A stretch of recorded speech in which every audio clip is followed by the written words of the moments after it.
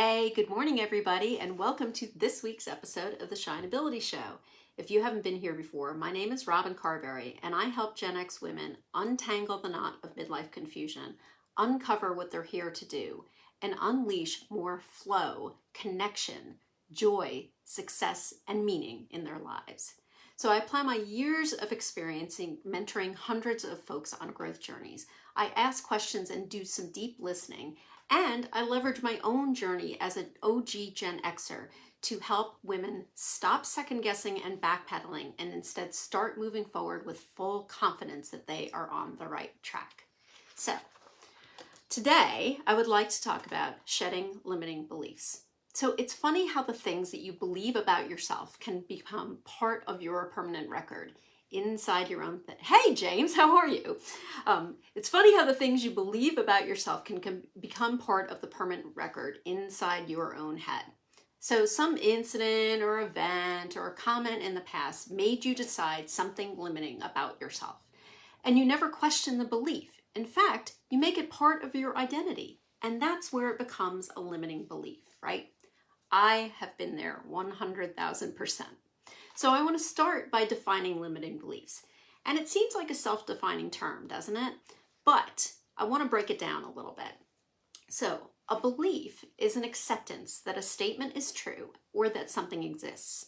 But it's not necessarily a fact, even though we treat the belief as a fact and then make it so through our actions. And limiting means restrictive. So a limiting belief is a story that restricts you from being the person you want to be. What do you think, James? You agree with me on that? So limiting beliefs can start as simply as maybe a comment that somebody made to you in an offhand sort of way, like, whoa, that's a bad picture of you. Or, oh gosh, you seem really nervous. What's going on? And you can take that one comment and create an entire story around it. A story, aka a limiting belief. So then the next thing you do is you start collecting evidence that supports that limiting belief. And then you disregard completely any evidence to the contrary.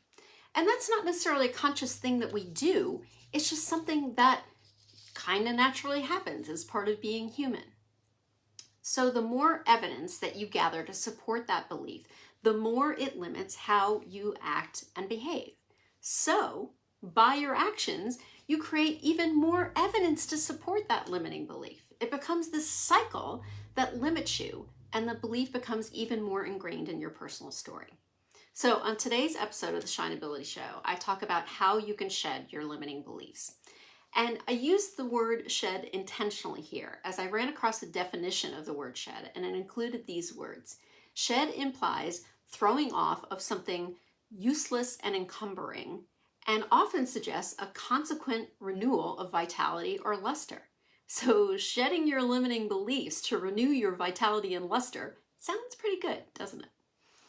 So the reason I'm talking about this is I was reminded about one of my limiting beliefs last week when I was working on a sales page, a new sales page for a program that I'm working on. And I was super excited because I had so many awesome photos to choose from. But I remember very vividly when there was a time that I didn't believe that that even could be true for me. I used to believe that I was the least photogenic person that I'd ever met. And I had plenty of photographic evidence to prove my story. It made it hard for me to show up in any way that was visual because bad photos equals unattractive, equals unappealing, equals nobody's going to listen to you, equals nobody's going to hire you. And so this limiting belief became this big, huge story that was pretty freaking negative and was going to have negative impacts and did have negative impacts on me. So when you're running any personally branded business, especially in the online space, showing up visually is super important. And that meant that I knew that I had to shed that limiting belief. So how did I do that? I started by doing a couple of different things. One, I looked for evidence that disproved my belief. And when I went and actually looked, guess what? I found some photos of me that weren't all that bad. In fact, they were pretty daggone good. Second, I looked at how my actions were actually supporting that limited belief. So I would avoid being in photos. I would not want people to take pictures of me, or I'd say, oh, I'm so awkward. This is going to be a terrible photo. And guess what? My face and my body reflected my belief of that. So the photos weren't very good, but I created that reality myself. So instead, what I tried to do was embrace the opportunity to be in photos, starting with group photos with other people when I was at an event or at a party or, whatever. And yeah, I want to be in the photo. This is going to be fun. This is going to be awesome, right?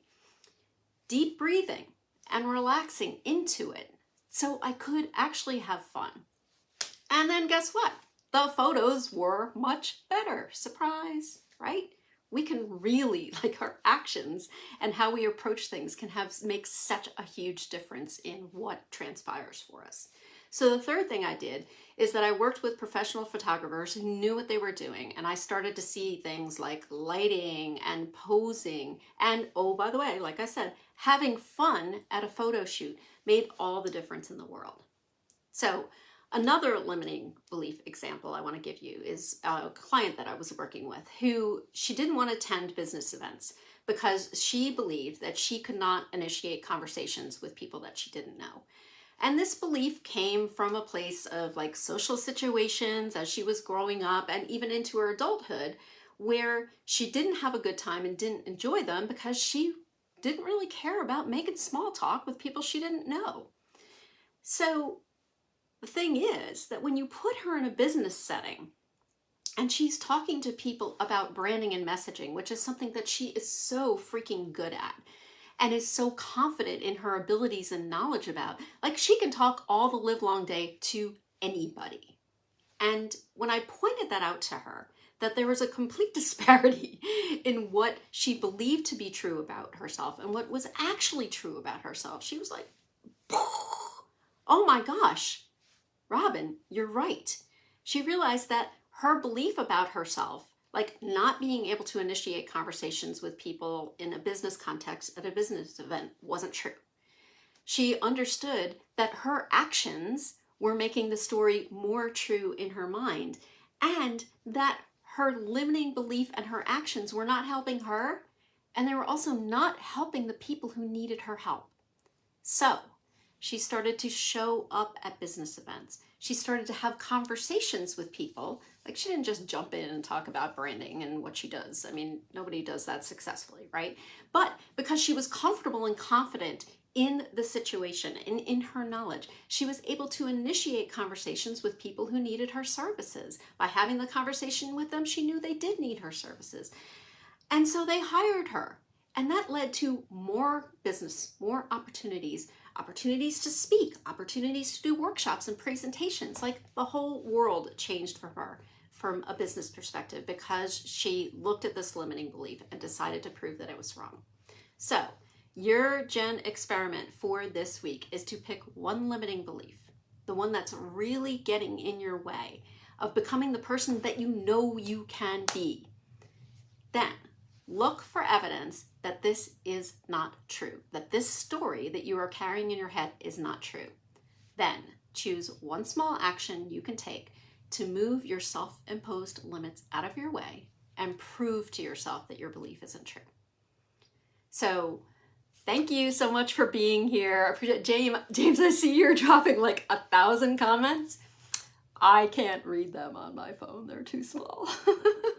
But as I always do, I will come back and respond to everything after the fact. Appreciate you so much for being here. And I hope you have a wonderful, wonderful rest of the week. And I'll see you next Wednesday. Bye.